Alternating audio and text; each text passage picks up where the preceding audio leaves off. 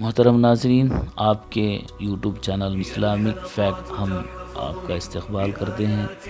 داڑھی رکھنے کا حکم، ایصال ثواب یعنی ثواب پہنچانے کا کیا حکم ہے، اسی طرح قبر کے سوالات اور حافظ قرآن کی فضیلت۔ تفصیل کے لیے دیکھیے ہماری آج کی یہ ویڈیو۔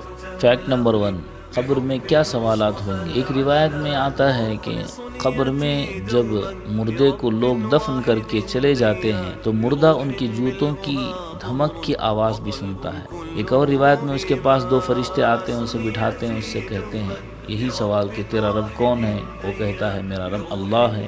وہ کہتے ہیں تیرا دین کیا ہے؟ وہ کہتا ہے میرا دین اسلام ہے۔ اور پھر وہ دونوں کہتے ہیں یہ کون صاحب ہیں جو تمہارے درمیان بھیجے گئے تھے؟ بعض بزرگوں کا فرمان ہے کہ اللہ کے رسول صلی اللہ علیہ وسلم کی قبر تک تا حد نگاہ اس کو آپ صلی اللہ علیہ وسلم کی زیارت کرائی جاتی اور پوچھا جاتا ہے کہ یہ کون ہے؟ وہ دونوں کہتے ہیں تمہیں کیسے معلوم ہوا؟ وہ کہتا ہے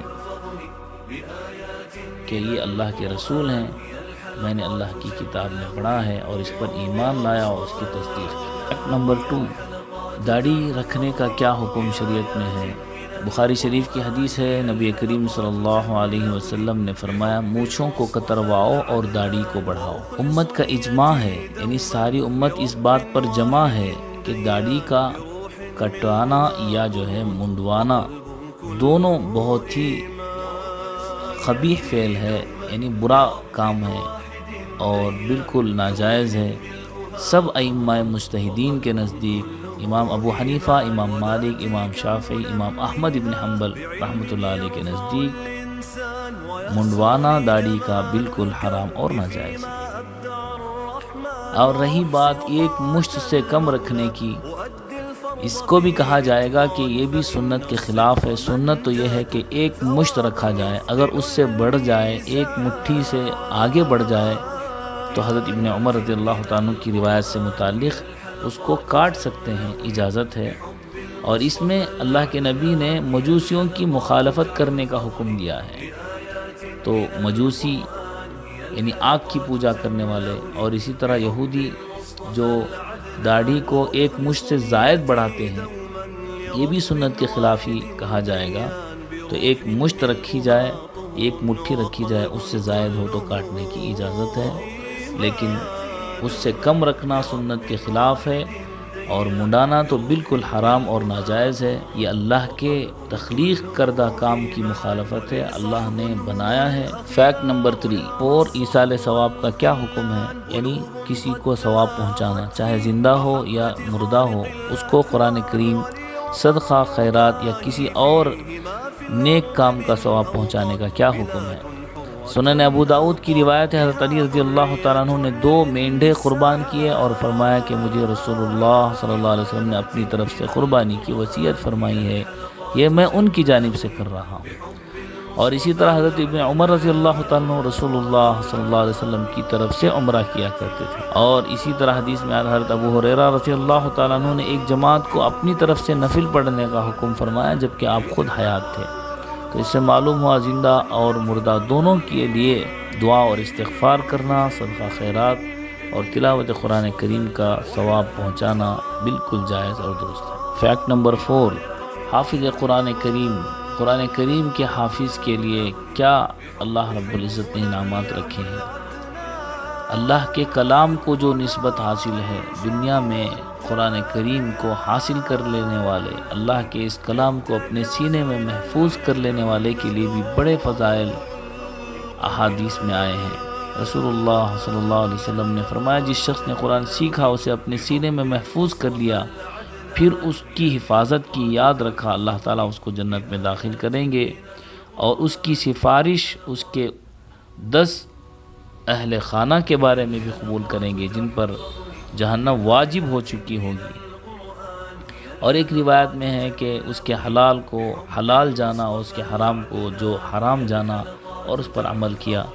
اور اسی طرح اللہ تعالیٰ قرآن کریم حفظ کرنے والے ماں باپ کے لیے کل قیامت کے دن ایسا تاج پہنائیں گے جس کی روشنی، جس کی چمک آفتاب کی روشنی سے زیادہ ہوگی، اور وہ نور کے ممبروں پر ہوں گے۔ کل حشر کے دن، قیامت کے دن لوگ دیکھیں گے تو پہچان جائیں گے کہ یہ قرآن کریم حفظ کرنے والے یعنی حافظ قرآن کے ماں باپ ہیں۔ فیکٹ نمبر 5، رسول اللہ صلی اللہ علیہ وسلم نے ایک حدیث میں ارشاد فرمایا ہے کہ دنیا میں جس کے 2 چہرے ہوں گے، قیامت کے دن اس کی آگ کی 2 زبانیں ہوں گی۔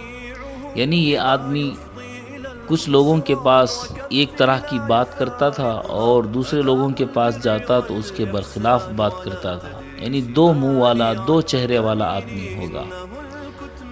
بخاری شریف اور مسلم شریف اور صحیح حدیث کی کتابوں میں یہ حدیث موجود ہے کہ ہر فریق سے وہ اس طرح بات کرتا ہے جیسے خاص اس کا ہمدرد ہو، یعنی ایک جماعت کے پاس، ایک گروپ کے پاس جا کر اس کی بات کرتا ہے اور دوسرے گروپ کے پاس جا کر وہ دوسری بات کرتا ہے۔ اس کو دوغلاپن کہا جاتا ہے۔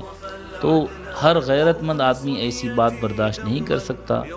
ہاں، جو بے غیرت ہوتا ہے، بے ضمیر ہوتا ہے، وہ ایک جگہ دوسری بات کرتا ہے اور دوسری جگہ دوسری۔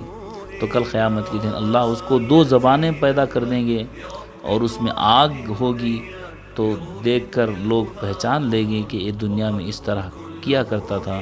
اللہ تعالی ہم سب کو اس عذاب سے بچائے۔ فیکٹ نمبر 6، حضرات صحابہ کرام رضوان اللہ تعالی علیہم اجمعین میں سے کوئی آدمی کسی کو برا بھلا کہے تو اس کے بارے میں احادیث میں بڑی سخت وعید آئی ہے۔ نبی کریم صلی اللہ علیہ وسلم کے صحابہ کو جو دوست رکھتا ہے وہ اللہ کے نبی کو دوست رکھتا ہے۔ حدیث میں ہے جو آپ کو دشمن رکھتا ہے، یعنی آپ کے صحابہ کو، گویا کہ وہ رسول اللہ صلی اللہ علیہ وسلم کو دشمن سمجھتا ہے، اور جس نے آپ کو یعنی صحابہ کو اذیت یعنی تکلیف پہنچائی، گویا کہ اس نے رسول اللہ صلی اللہ علیہ وسلم کو تکلیف پہنچائی۔ اور ایک اور حدیث میں ہے کہ اگر کوئی آپ کے سامنے کسی صحابی کو برا بھلا کہے تو اس سے کہو کہ تم پر لعنت ہو اللہ کی اور فرشتوں کی اور دنیا کے تمام لوگوں کی۔ ایک بھی صحابی جس نے رسول اللہ صلی اللہ علیہ وسلم کی زیارت کی ہو، دنیا کے تمام اولیاء، تابعین، تبع تابعین سے بڑھ کر ہے۔ اس کی عزت اور اس کا احترام دنیا کے تمام لوگوں سے بڑھ کر ہے۔ فیکٹ نمبر 7، جمعہ کے دن عربی خطبہ ہو تو اس کے احکام لوگوں کو معلوم ہونا چاہیے کہ اس کا سننا واجب ہے، چاہے آپ دور بیٹھے ہوں یا نزدیک یا اوپر کی منزل میں ہوں۔ خطبے کے دوران بات چیت کرنا، کھانا پینا، چلنا پھرنا، سلام کا جواب دینا یا تسبیح پڑھنا یا نماز پڑھنا، یہ سب چیزیں منع ہیں۔ یہاں تک کہ رسول اللہ صلی اللہ علیہ وسلم پر درود کی اگر آیت بھی آئے تو اس کا حکم یہ ہے کہ دل ہی دل میں درود پڑھ لیں، زبان سے نہ کہیں۔ چاہے عیدین کا خطبہ ہو یا جمعہ کا خطبہ ہو، لوگوں پر واجب ہے کہ اس کو سنیں۔ جو اس کو نہ سنے گا اس پر جو ہے واجب کے چھوڑنے کا جان بوجھ کر اس پر جو ہے گناہ ہوگا۔ ہاں، اگر کوئی آدمی جمعہ کے خطبے کے بعد آیا یعنی اس نے سنا نہیں ہے تو اس کے ذمے جمعہ کا خطبہ تو ساقط ہو جائے گا، سننا ضروری نہیں ہے، یعنی کہ جمعہ کا خطبہ ہونا شرط ہے۔ ہاں، اگر موجود ہوں تو اس وقت غور سے سننا چاہیے۔ سنت یا نفل یا کوئی اور ذکر یا سلام، یہ تمام چیزیں خطبے کے دوران منع ہے۔ دوران جمعہ جب عربی خطبہ ہو رہا ہو اس وقت کوئی سنت یا نفل نماز نہیں ہے۔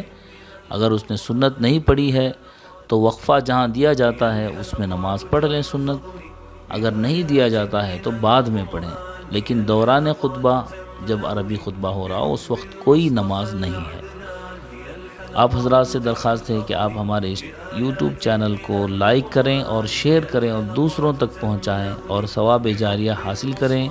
دین کے احکام کو دوسروں تک پہنچانے میں ہماری مدد کریں۔ جزاک اللہ خیر۔